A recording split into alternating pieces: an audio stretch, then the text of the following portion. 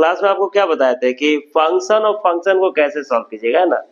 तो function of function में क्या होता है कि अगर आप एक से ज्यादा फंक्शन को लेते हैं, जैसे मान लेते हैं कि इसमें जो फंक्शन आप ले रहे हैं तो ये एक एक्सपोनेंशियल फंक्शन है, ये आपका tan इनवर्स भी एक ट्रिग्नोमेट्रिकल फंक्शन है, x क्या है, अलजेब्रिक फंक्शन है।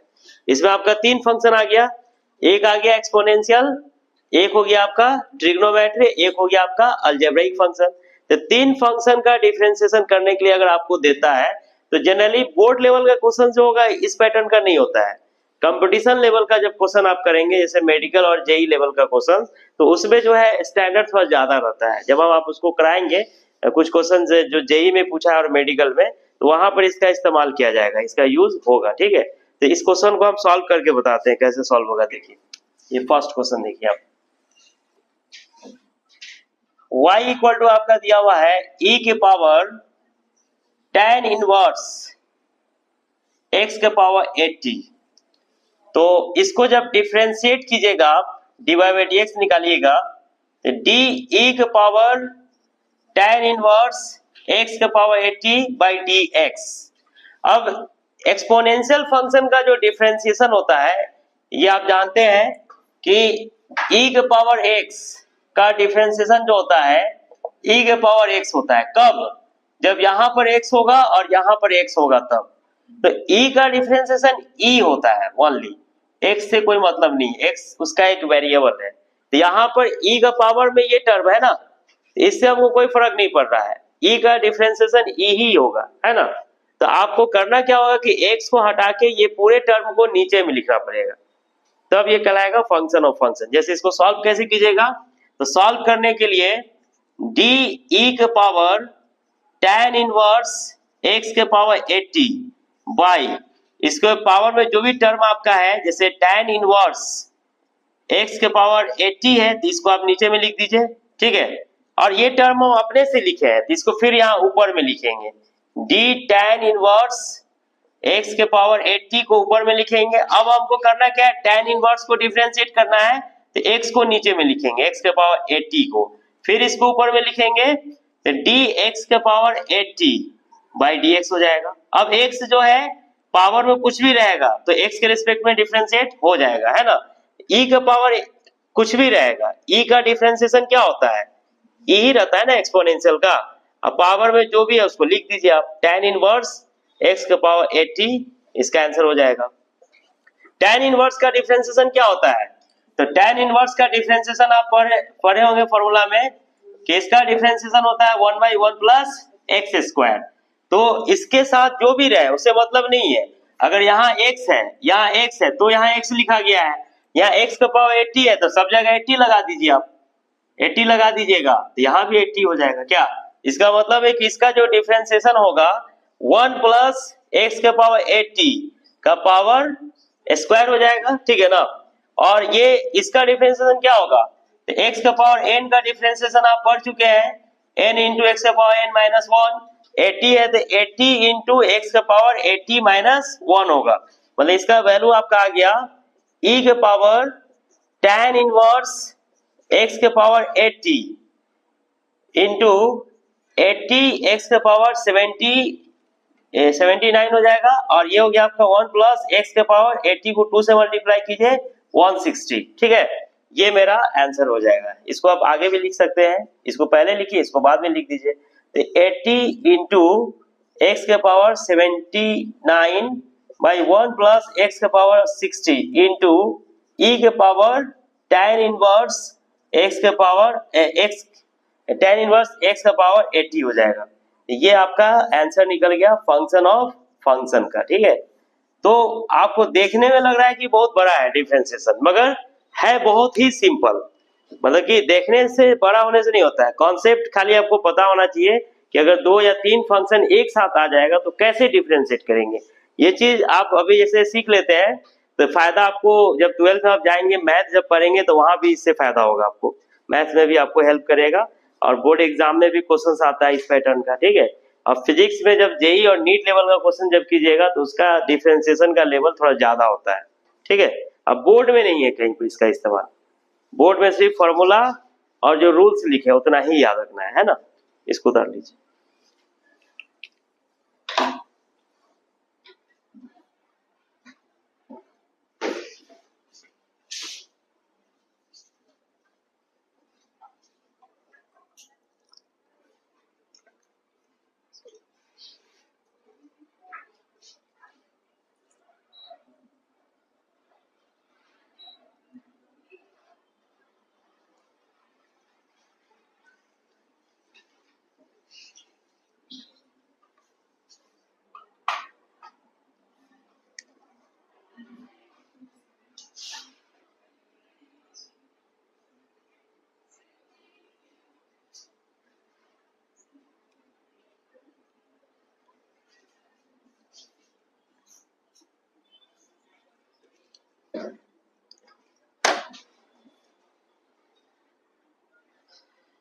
तो सेकेंड क्वेश्चन भी आप ऐसे ही बना लीजिएगा, सेक इनवर्स वाला जो है सेम ऐसे ही बनेगा, फंक्शन ऑफ फंक्शन का इसमें भी इस्तेमाल होगा।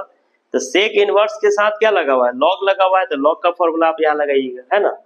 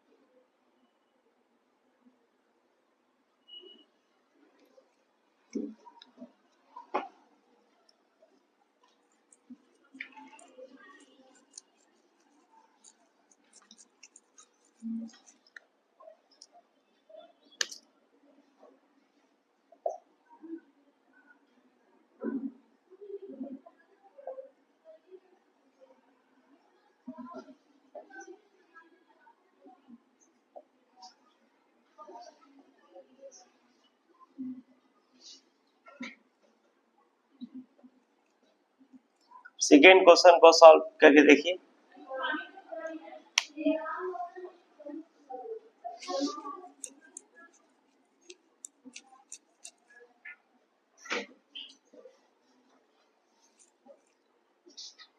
रोक दीजिए। तो सेक इनवर्स को आप जब डिफरेंशिएट करेंगे तो इसके साथ फंक्शन जो है ये पूरा टर्म है, तो आप इसको डिफरेंशिएट कीजिएगा, dy बाई dx निकालिए दोनों तरफ। तो sec inverse log tan inverse x के पावर 90 बाई dx। तो सेक इनवर्स के साथ जो भी टर्म होगा ना उसको नीचे में लिखना पड़ेगा। तो आप सेक इनवर्स के साथ जो भी टर्म लिए हैं, जैसे लॉग tan इनवर्स x के पावर 90 है by D log tan inverse x के पावर 90, इसको नीचे में ले लिए, चेन रूल लगा रहे हैं मतलब कि यहाँ पर। अब इसको फिर ऊपर में लिखेंगे D log tan inverse x के पावर 90। अब लॉग को डिफरेंशिएट करना है ना, तो ये लॉग के साथ जो है उसको नीचे में लिखिए, tan इनवर्स को आप नीचे में लिख दीजिए, फिर इसको ऊपर में लिखिए tan इनवर्स x के पावर 90। अब tan इनवर्स को डिफरेंशिएट करना है तो x के पावर 90 को नीचे में लिखिए dx के पावर 90 बाई dx। ठीक है, अब हम इसको इस तरह से तोड़े हैं कि लास्ट में ये जो टर्म है लास्ट में ये आ गया ना, तो x सिंगल हो गया, x के पावर 90 सिंगल आ गया, मतलब सिंपल डिफरेंशिएशन यहाँ लगेगा। अब इसको डिफरेंशिएट करने के लिए सेक इनवर्स का फॉर्मूला क्या होता है बताइए। सेक इनवर्स x का फॉर्मूला क्या होता है, 1 by x under root x square minus 1 होता है ना जी। तो एक्स की जगह पर ये टोटल टर्म है, टोटल लेना पड़ेगा, तो 1 by log tan inverse x का पावर 90 को एक साथ ले लीजिए, under root 1 minus x minus है ना, तो एक्स के जगह पर इसको लिखिएगा लॉग tan इनवर्स एक्स का पावर 90 का होल स्क्वायर हो जाएगा और -1, ये इसका आंसर हो गया। लॉग का डिफरेंशिएशन क्या होता है? तो लॉग का डिफरेंशिएशन होता है 1 बाई एक्स, तो लॉग का हो जाएगा 1 बाई एक्स, मतलब tan इनवर्स एक्स का पावर 90। tan इनवर्स का डिफरेंशिएशन क्या होता है? तो tan इनवर्स का होता है 1 बाई 1 प्लस एक्स स्क्वायर ना, तो आप यहाँ पर ले लेंगे 1 बाई 1 प्लस एक्स का जहाँ पर एक्स का पावर 90, तो 90 का स्क्वायर हो जाएगा, एक्स का पावर 90, तो डी एक्स का पावर n का डिफरेंशिएशन क्या होता है? n इंटू एक्स का पावर n माइनस 1, ये हो जाएगा 90 इंटू एक्स का पावर 90 माइनस 1, ठीक है। अब सीक्वेंस में लिखिए, छोटा वाला टर्म को पहले लिखिए, आप इसको पहले लिखिए, आप यहाँ पर 90 इंटू एक्स का पावर 89 हो जाएगा, उसके बाद नीचे में टर्म है ये x वाला, इसको लिखिए 1 प्लस एक्स का पावर 180, 90 इंटू 2 कर देंगे तो ये हो जाएगा, उसके बाद इसको लिखिए tan इनवर्स एक्स का पावर 90 को लिखिए, फिर उसके बाद इसको लिखिए log tan इनवर्स एक्स का पावर 90 है ना, और उसके बाद ये वाला टर्म को लिखिए, ये आपका हो जाएगा log tan इनवर्स एक्स का पावर 90 का होल स्क्वायर माइनस 1, ये मेरा आंसर हो जाएगा। तो चेन रूल में क्या है कि क्वेश्चन थोड़ा सा बड़ा हो सकता है, ठीक है ना, मगर टफ नहीं होगा, ऐसा नहीं कि क्वेश्चन टफ होगा, बस आपको पता होना चाहिए कि सॉल्व कैसे करना है, मतलब करना है डिफरेंशिएशन ही, अगर लंबा है या लेंदी है तो उससे कोई फर्क नहीं पड़ता है, जहां पर जो फॉर्मूला चाहिए वो फॉर्मूला आपको खाली दिमाग में होना चाहिए, आप क्वेश्चन सॉल्व कर लेंगे, ठीक है। इसको उतार लीजिए और इसको घर पर भी ट्राई करके देखिएगा। का जो क्वेश्चन है फंक्शन ऑफ फंक्शन है ना, लॉग के लिए हम कैसे इस्तेमाल करेंगे, लॉग का अगर इस्तेमाल किया जाएगा तो लॉग वाले में लॉग का कुछ फॉर्मूला है जो आपको याद होना चाहिए, क्लास 9th में आप पढ़े होंगे या आप 11th में पढ़ेंगे लॉग, तो वहां पर बताया जाता है, इसमें कुछ फॉर्मूला यूज होगा क्वेश्चन बनाने में, अच्छे स्टैंडर्ड का जब क्वेश्चन बनाइएगा तो लॉग का भी इस्तेमाल किया जाता है, ठीक है, कंपटीशन लेवल में, बोर्ड लेवल में नहीं होता है लॉग का इस्तेमाल, ठीक है, जेई वगैरह या मेडिकल का क्वेश्चन जब कीजिएगा तो वहां पर लॉग का भी यूज किया जाता है। तो लॉग में कुछ फॉर्मूला है जो आपको याद रखना पड़ेगा। फॉर्मूला क्या है? जैसे लॉग के बेस में ई रहता है, ठीक है ना, और ए लिखा हुआ है, तो इसको आप कहते हैं नेचुरल लॉग, जो केमिस्ट्री में भी पढ़िएगा आप, ठीक है, और इसको ऐसे भी लिखा जाता है एलएन, एलएन भी लिखा रहता है ना, स्मॉल एलएन भी लिखा रहता है, ठीक है। और लॉग के बेस में अगर 10 है और ये ए जो है इसका फंक्शन हो गया, इसको कहते हैं स्टैंडर्ड लॉग, इसको क्या बोलते हैं? स्टैंडर्ड लॉग, ठीक है। तो यहाँ पर अगर लॉग ई बेस में है और फंक्शन भी ई है तो इसका वैल्यू 1 होगा, ठीक है, और लॉग बेस में 10 है और ई है या 10 है यहाँ पर, तो इसका वैल्यू भी 1 होगा, या अगर सेम नंबर्स कोई भी रह सकता है, जैसे ए है बेस में और ए है इसका फंक्शन में भी, तो भी वैल्यू 1 होगा इसका, ठीक है। और लॉग का कुछ फार्मूला और भी है, जैसे आपका लॉग में इनटू में अगर रहता है, जैसे a इंटू बी, ठीक है, बेस में 10 है तो बेस को लिखने की जरूरत नहीं है, वो हिडन होता है, a इंटू बी लिखेंगे सीधे तो भी काम चल जाएगा, तो आप इसको लिखेंगे log a plus log b, इसको ऐड कर देंगे, ठीक है। अगर डिवीजन में रहेगा, जैसे a बाई बी है आपका, जिसको आप log a बाई बी भी लिख सकते हैं, इसका जो वैल्यू होगा आपका log a minus log b हो जाएगा, ठीक है। इसी तरह से बेस में a है और b फंक्शन है, पावर में इसका n है, तो पावर इनटू में आ जाता है, तो log a b इसको लिखा जाता है। इसी तरह से आपका log बेस में a है, पावर में इसका m है और b है, तो इसका पावर 1 बाई m बाहर आएगा तो 1 बाई m हो जाएगा, log a b, log जब मैथमेटिक्स का इस्तेमाल कीजिएगा, जब लॉग के बारे में पढ़िएगा तो वहां पर ये सब फॉर्मूला का इस्तेमाल किया जाता है, ठीक है। जब इसमें पढ़िएगा केमिस्ट्री में थर्मोडायनेमिक्स वगैरह जब पढ़िएगा, केमिकल काइनेटिक्स ये सब, तो वहां भी इसका इस्तेमाल होगा आपका, ठीक है। इस तरह से आपका लॉग का और भी फॉर्मूला है, जैसे लॉग में आपका लॉग ए का पावर m और b के पावर n है, ठीक है ना। तो दोनों बाहर करेंगे पावर को, तो n बाई m इंटू लॉग ए बी हो जाएगा आपका, ठीक है ना।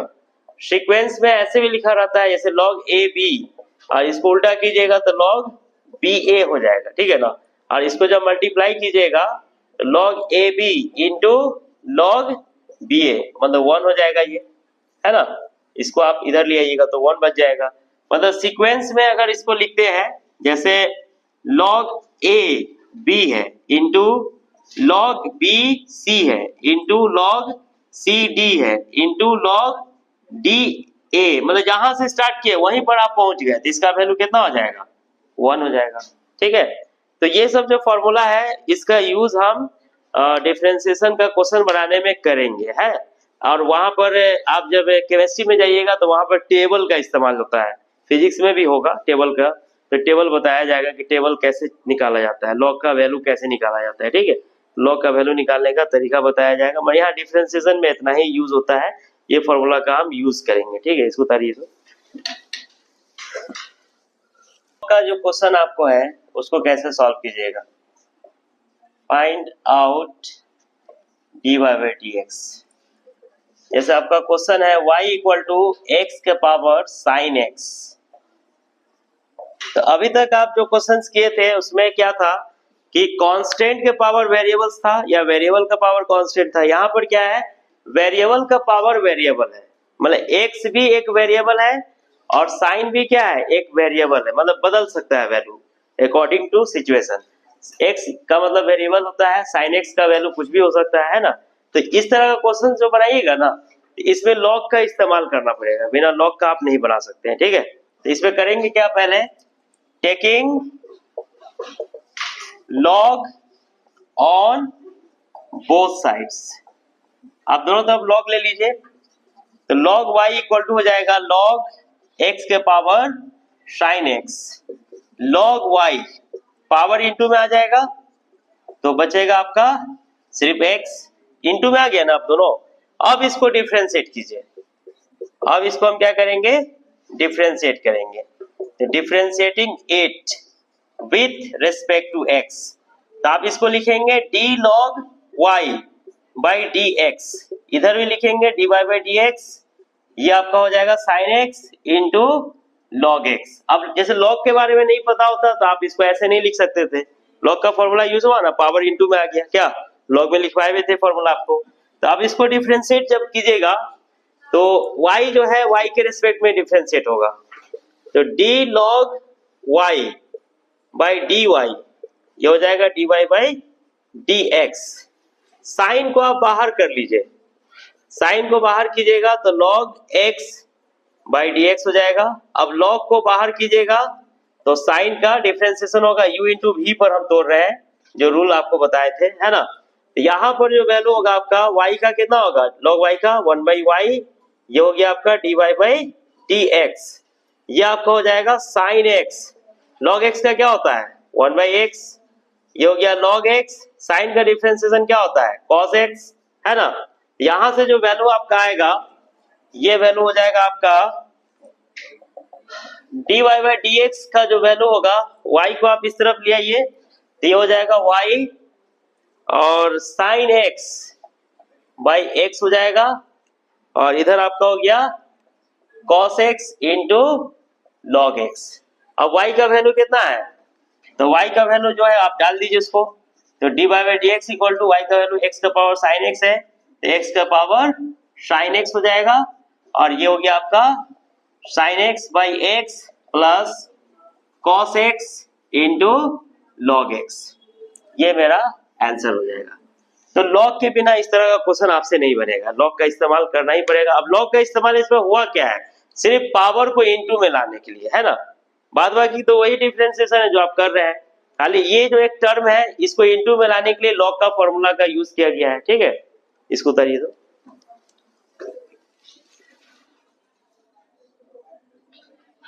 एक एक्स है, तो tan का पावर में अगर रहता है तो पावर वाला टर्म में तो कोई फॉर्मूला है नहीं आपके पास, क्या फॉर्मूला जो भी लिखे थे वो तो सिंपल लिखे थे, क्या tan x का डिफरेंशिएशन आप जानते हैं, sec x का जानते हैं, tan का पावर sec x का कोई फॉर्मूला नहीं है, तो इसमें हम क्या करेंगे, log का यूज करेंगे, बिना log का हम नहीं कर सकते है ना, तो log लेंगे तभी जाके इनटू में आएगा, इनटू में जब आ जाएगा तो रूल्स के हिसाब से हम सॉल्व कर सकते हैं, है ना। तो यहाँ पर क्या होगा, फिर हम log लेते हैं इसको सॉल्व करने के लिए, taking log on both sides. अब दोनों तरफ log लीजिएगा तो log y इक्वल टू हो जाएगा log tan x का पावर sec x, ठीक है, तो log y इक्वल टू हो जाएगा, पावर इनटू में आ जाएगा, तो sec x into log tan x। अब इसको डिफरेंशिएट कीजिए, तो इसको जब डिफरेंशिएट कीजिएगा log y को x के रेस्पेक्ट में और इसको भी कीजिएगा x के रेस्पेक्ट में, तो ये हो गया sec x into log tan x। अब log y का डिफरेंशिएशन क्या होगा, अब log y को डिफरेंशिएट करने के लिए y के रेस्पेक्ट में डिफरेंशिएट करेंगे तो dy by dx यहाँ लिखना पड़ेगा चेन रूल से। अब इनटू में इसको ले लीजिए, तो sec x को बाहर कर लीजिए और log को डिफरेंशिएट कीजिए, तो log tan x by dx हो जाएगा, फिर log tan x को आप बाहर कर लीजिए तो sec का डिफरेंशिएशन होगा, है ना, तो ये जो वैल्यू होगा आपका यहाँ पर